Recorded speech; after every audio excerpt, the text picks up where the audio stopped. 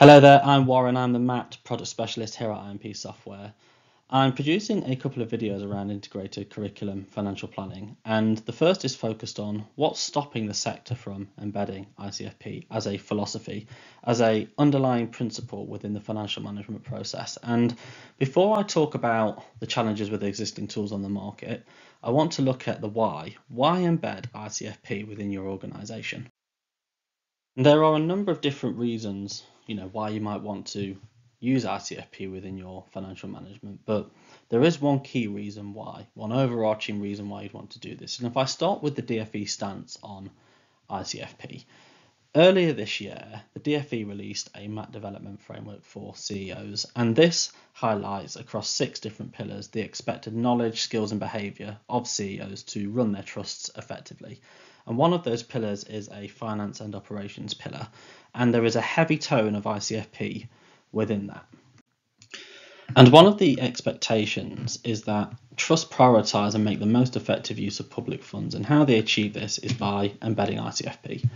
And if I look at point DE within that finance and operations pillar of the framework, they expect you to ensure that sound financial management systems are in place by embedding an annual financial planning cycle, which includes ICFP reviews at key points in the year that can inform recruitment and staffing plans. And the latter part is the underlying principle, the reason why you would want to embed ICFP within your trust. So rather than just replacing a teaching assistant that's leaving like for like, actually let's assess this against our latest need and changing priorities. Do we have the same number of SEN pupils in school now, and therefore do we need to recruit a TA on the same number of hours, or do we need to recruit a TA at all? And by analysing your staffing models and planning decisions based on your latest needs, you can then be really deliberate with how you're allocating resource across your trust and across your schools, and therefore you're making sure that you're operating in the most efficient manner possible, and resource is only being allocated to the areas where there is a need. Most people see the value in ICFP. The thing that's prohibited them from embedding ICFP as a philosophy today is the tools out there.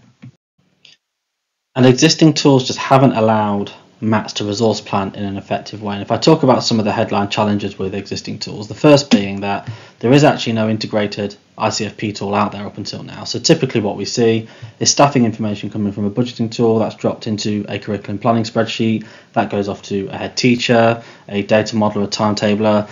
They're then making changes to the staffing data in there, so they might be adding vacancies, they might be changing somebody's hours.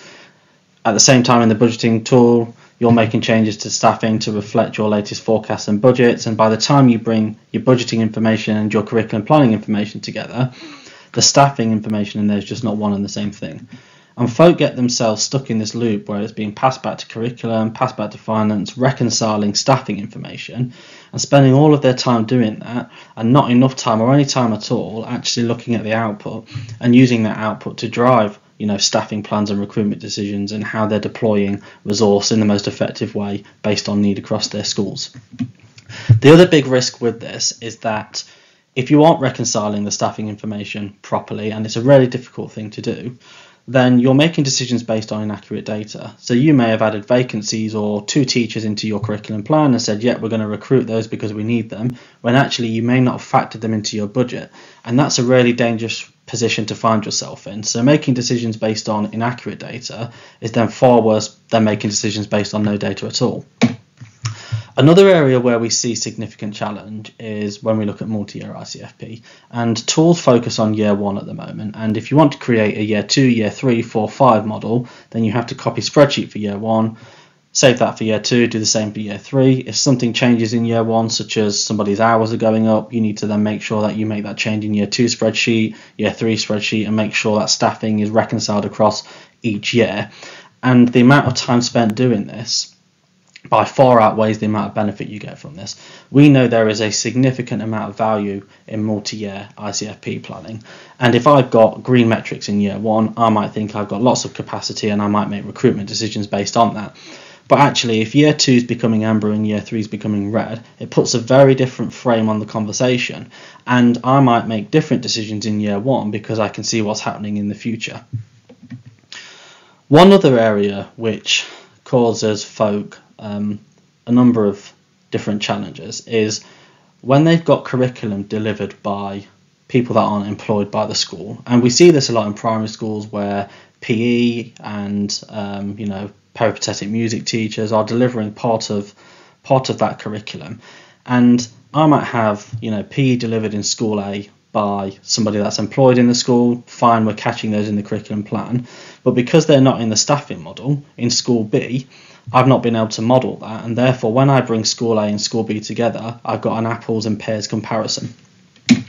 And then finally, because you're faffing around with the reconciliation of staffing and trying to create these multi-year views, nobody's getting to mat level standardization and comparison. So if you've got differences in period cycles, minutes per lesson, if you've got different subject codes, trying to align all of that and create things that are comparisons and therefore useful for benchmarking and making those recruitment decisions and resource planning decisions is something that people just aren't getting to at the moment.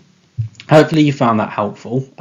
Take a look out for the next video, which looks at how our ICFP module solves the challenges with existing tools and how we enable you then to embed this as a philosophy, as a financial management principle across your trust, and therefore use it for resource planning and recruitment decisions. Take care now. Bye bye.